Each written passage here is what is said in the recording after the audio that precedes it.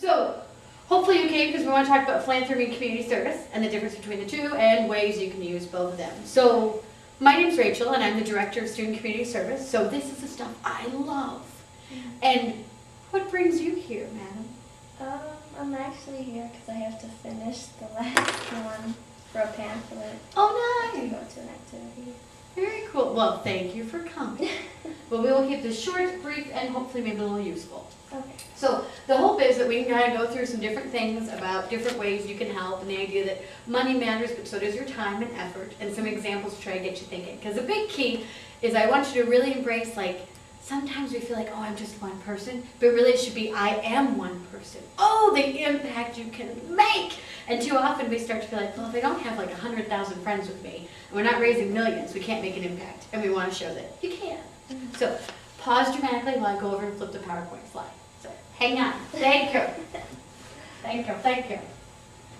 Yay. So we're going to talk about this. So one of the things we want to talk about a little bit is the difference between the term community service and philanthropy. So community service is really this broad term. It's more just ways that you can serve the community. Now, if you went to my third grade class, they would always tell you cannot define something with the words that you use in the definition. So I attempted to try to use an action meant to benefit the community. But still using the word community. It's very hard to define community service without saying the word service or community. An action meant to benefit others. Oh, 2 points for Dana. Very nice. So, or a selfless act of support to a community of people. This is me trying to think of any way to describe it without saying it's a service, you're just doing something nice. And for today's purposes, we're going to say if community service is a giant umbrella, then within that comes volunteering and philanthropy. And that's where we're going to talk about the two differences and how they complement each other under the idea that everything helps the community. So, broad umbrella is that. Then we go a little bit further, we talk about philanthropy, which quite honestly is just a big old word for giving stuff, quite honestly. Basic thing. Mostly money, because we always give money, so you see the calls for money, certainly during this time of the year and the holiday season. A lot of opportunities come out, but they come year-round. My grandmother terms, and she knows that I work in this job, and she still calls when she gets the letters in the mail for nonprofit things. She says, oh, the beggars are riding me again. So everyone's looking for monetary support, but it's also commodities, it's also things. I'm going to give you shirts. That is philanthropy, because I'm giving you something that is that, not just my time and me, which is more volunteering. So today we're going to talk about a little bit of the difference between the two and what we're doing. So, a little bit of info for you, the idea that this is a popular thing, even though it should make sense that it's popular. In 2008, over 27% of the U.S. population volunteered in service.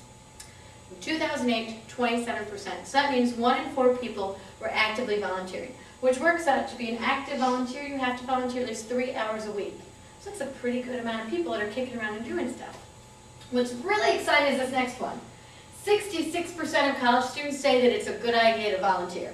I think the other 30-some% thought it, were just afraid to say it. Because the idea of, hey, you want to help someone? Yes! It's the reason that why you would go and open the door for someone. Because it feels good, right? It's a nice thing. It doesn't take a lot of effort. Oh, you made someone happy. And then that day that you have so much in your hands, hopefully someone will open the door for you. So, that is the volunteering. So, we're poised. This is the highest these numbers have ever been in our history. So we really think that the numbers could go much larger. And with that comes a real interest in philanthropy and how other ways people can give. I'm a member of a lot of different organizations. Some are very active-based, so they're all, let's go out and do this and build this and make this.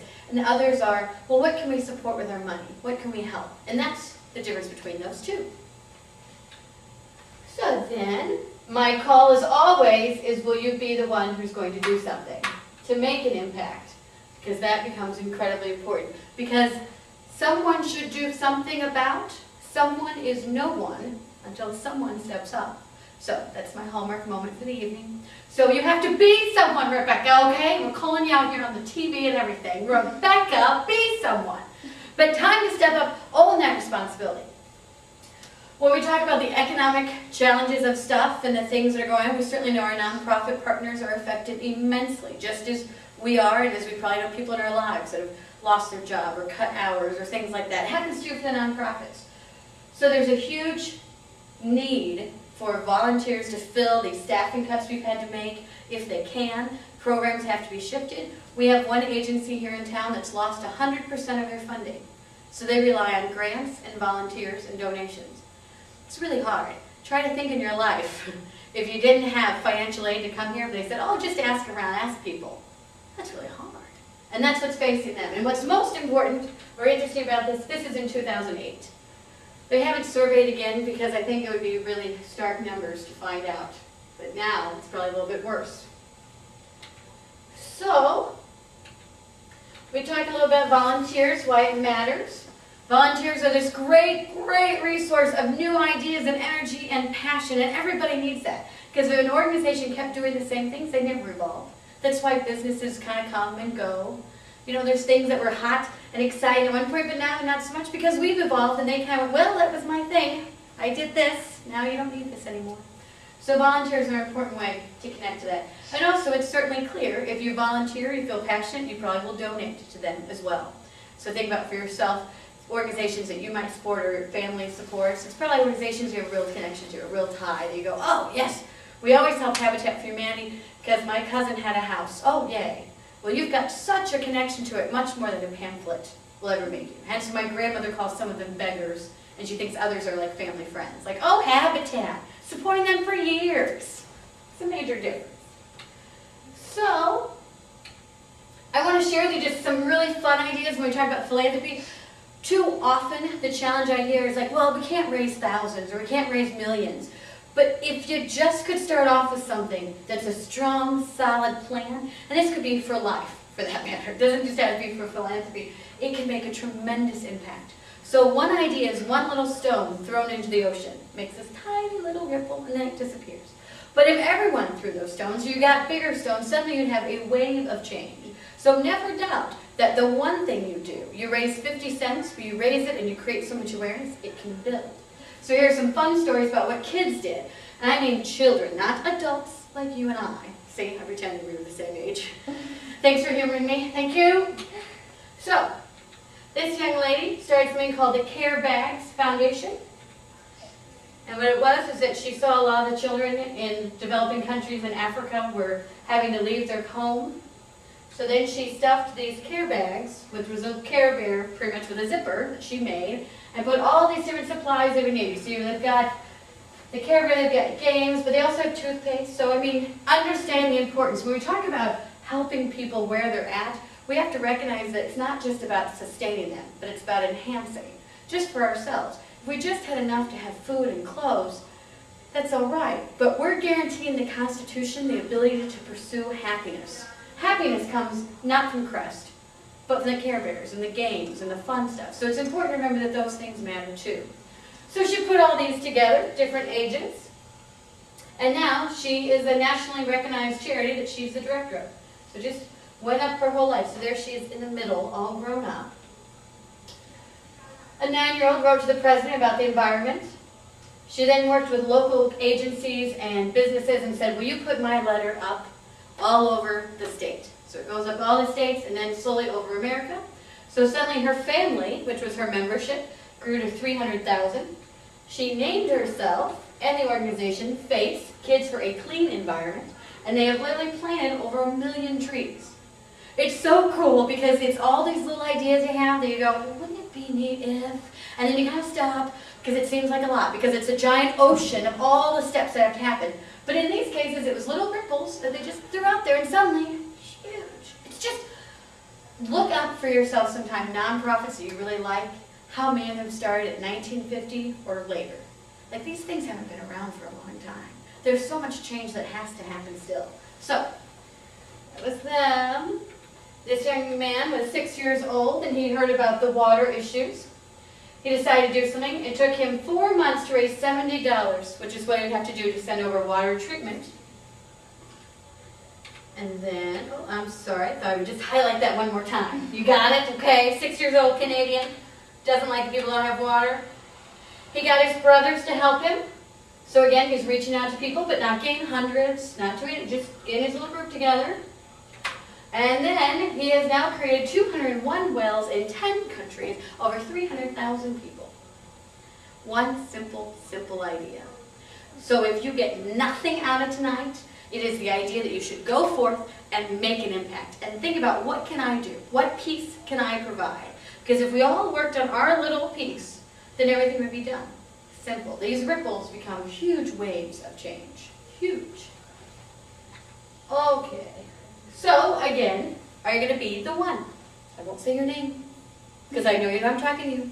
But I'll stand here and look at Dan on the camera. Will you be the one? That's the goal. Oh, she's saying no. Well, luckily there's 10 more PowerPoint slides to impress upon you why you should. Don't worry. So we want to think about small, simple things. Make a huge impact. And people and organizations in need are grateful for anything. When someone opens the door, the fact they even opened it is the great first step. Then if they say, hi, hello, have a nice day. Oh, icing. You don't know how much people appreciate just that you care. And caring can be a letter, a card, it can be trying to get the bus fare money for that person. It doesn't have to be huge things. Because in the world to the person you're helping, it is huge. Absolutely huge. Dramatic pause. Okay. So we talked about philanthropy and starting simple things. Now I got to highlight a little bit of volunteering business as well. And try to recognize that we're only talking about small amounts of time. Too often when we think about volunteering or community service, that big umbrella, we're thinking, gosh, you got to be able to have lots of time, lots of time. Well, that would be great. And if you have lots of time, don't worry. We can put in 5 hours a day. And oh, friend, we can make amazing things happen. But even 15 minutes a week, just give me a little hint of something. That's all we need. So a couple quick things to have you pondering. In 15 minutes, we can do community service stuff. Stuff that will benefit people, as we talked about before. So, donate your old cell phones. Your cell phones can still, even if you're not on a plan, if you dial 911, it would work. That's an FCC regulation for all phones. So any old phones you have, I have a few that are just kind of sitting in my sock drawer, they're doing nothing, could potentially save lives. So we take them every week, or we collect them here in our office, and whenever we get a number of them, we send them to different nonprofits. A lot of homeless shelters and domestic violence shelters use them. So someone can at least have a way to call out for emergency help if they needed it. So a very cool thing. When you go to switch your phone to a new phone, they'll say, oh, can we have your old phone? It's because all the major carriers collect them and send them to national agencies that do the same sort of thing. So give up your phone. Encourage reading. Now this is a good test. So when you have to be honest with me. Have you ever read as a small child The Adventures of Frog and Toad? Oh, I use this as my rod to decide when I'm old and when I'm young. Not so young today, thank you. Ask Your Grandmother. It was a great book. It was a great book. I don't remember that one. You don't remember The Adventures of Frog and Toad? And I'm older than you. Oh, fail. I'm bringing it in to you, and if you want to stop by, I'll have the book in our office. Because it's a good book. How about Where's Waldo? Remember Where's Waldo? Oh, I remember. Yeah, okay. Yeah, that was all right. Yeah, it was a little bit old for me, but see, I'm coming back.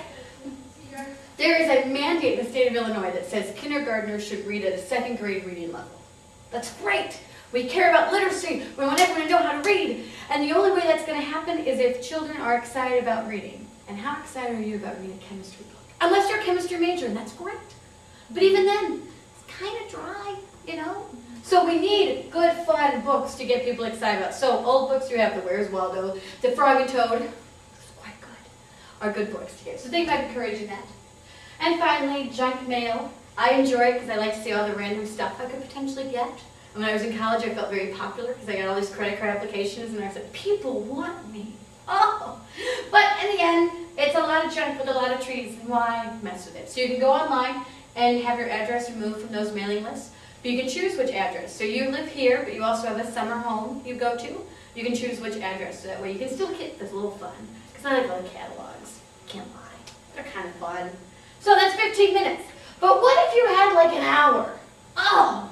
So then we can talk about tutoring in a local agency, which we've talked about before, the need of the literacy and the improving of the reading level. Well, now, we can knock this out. Prairie restoration and conservation. I'm from Los Angeles. I don't understand green stuff. I see something and I go, well, couldn't you put a road there, or a mall, or a parking lot? So this was all brand new to me, this prairie restoration. Turns out it's kind of helpful. You should keep the prairie. And here we have so many great volunteer efforts that work on it. It's really cool because once you go, you will never again look at grass the same way. So you'll be like, oh, that's this kind of grass. not this kind. This was planted to do, and they tell you all this great information. So, knowledge. In our community, we have a number of nursing homes. This is a group of folks that went to play bingo in a nursing home. Simple things make a huge impact. We have some seniors that we go and play bingo with every week, and they've gotten to look forward to us by name. And they ask, oh, how are you? How are things? I mean, there's a want to make an impact. This isn't just a moment that you're in and out of people's lives. You can really have an impact on them. We do encourage the idea of donating blood. I donate blood because you get cookies. It's the only reason I do it. Forget about helping people. I don't care. I get cookies, juice, and sometimes a t-shirt. Winning. That's what you want. So, but think about it, there are two places to donate blood: Community Blood Services and American Red Cross. When you donate to American Red Cross, the blood goes to a regional hub in St. Louis. So if there's national or regional disasters like a tornado or something big, catastrophic, all that blood from St. Louis can get shipped to wherever it needs to go. So like when we had the tornadoes in Kansas and Missouri area, that's where all the blood came from, was St. Louis.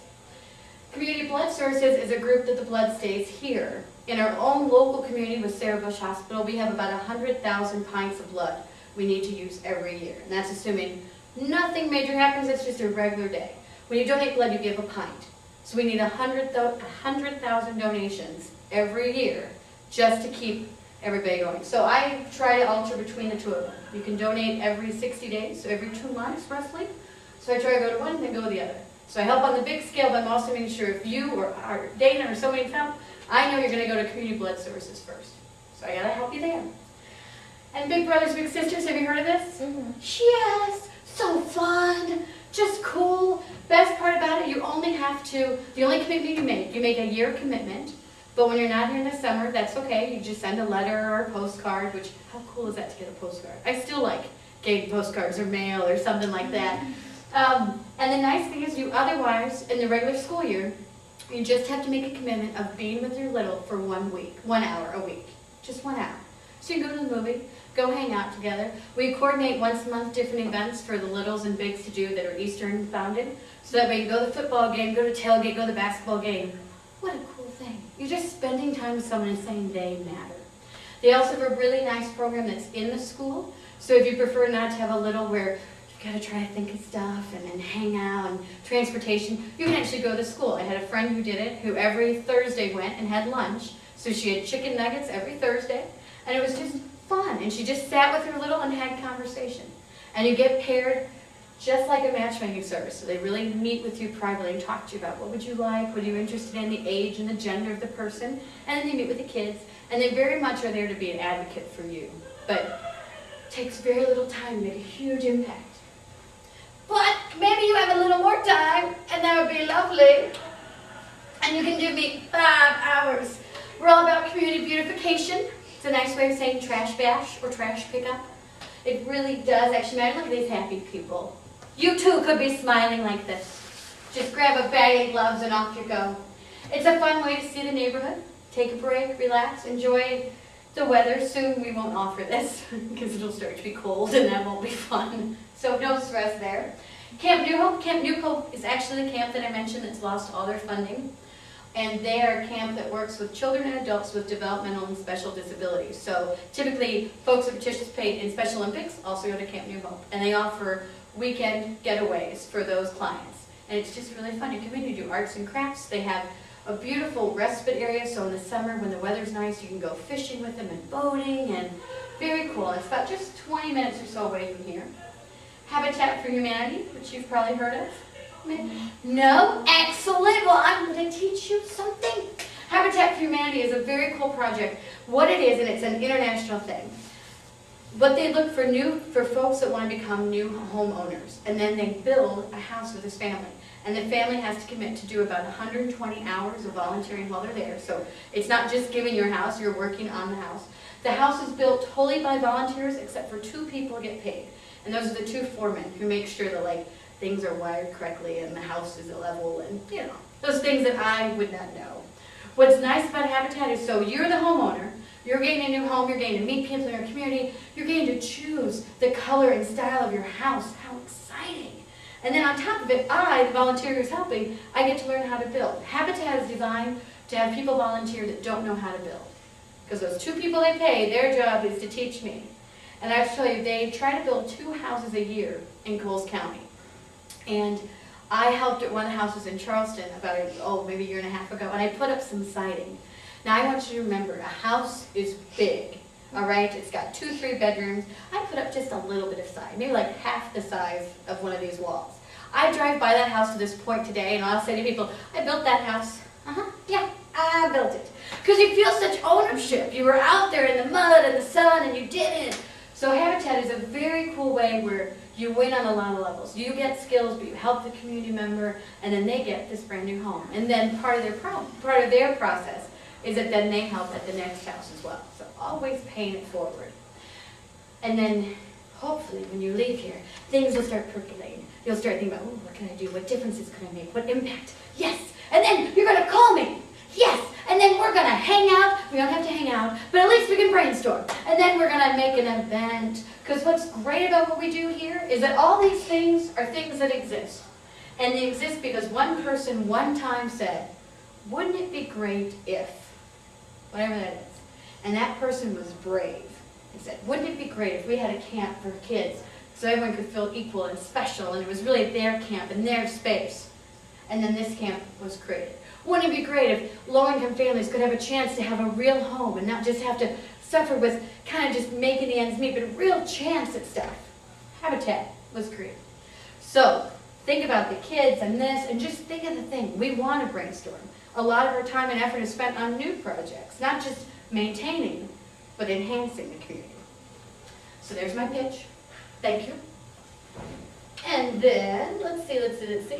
Why does it matter? Oh my goodness, of course it matters. And we can talk about the philanthropy side too. But a really important one is it finds the unspoken needs. When you're out there doing stuff and volunteering like the homeless shelter, and you're serving food, you're going to start to think about things and think, man, have we ever talked about like what time clients have to get here for dinner and what time like GED classes are? Maybe it's the wrong times. Maybe we need to look at it. Things that people aren't even able to think about. That's why your fresh perspective becomes so incredibly important. So we know that philanthropy raises money, and it gives money and commodities to people, which is incredibly important. And volunteering gives time and creativity to it. But they've done national and state surveys to say, how much is volunteering worth when it comes down to it? That hour that you spend picking up trash or helping at the house, or these folks are at the homeless shelter, wherever they might be, what does it come down to? It comes up to $22 an hour.